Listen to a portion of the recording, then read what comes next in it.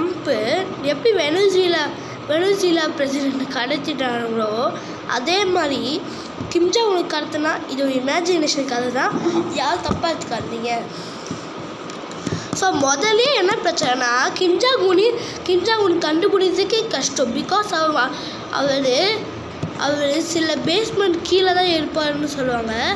சில பேர் என்ன சொல்கிறாங்கன்னா சில பேர் என்ன சொல்கிறாங்க தெரியுமா கைஸ், சில பேர் சவுத் கொரியாவுக்கு பார்டர்கிட்ட பேஸ்மெண்ட் இருக்கும், அங்கே போய் ஒழிஞ்சிருப்பாரு சொல்கிறாங்க. பிகாஸ் அப்போ தான் சோல்ஜர்ஸ்லாம் அங்கேருந்து டனல்லேருந்து அந்த சவுத் கொரியா வார் பண்ண முடியும்.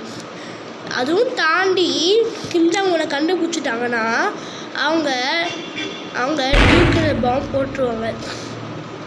அதுவும் தாண்டி கண்டுபிடிச்சி கிட்னாப் பண்ணிட்டாங்கன்னா அவங்க அதில் தான் ஒரு சீக்ரெட் இருக்குது. நார்த் கொரியா கிட்ட 56 நியூக்ளியர் பாம்பு இருக்குது.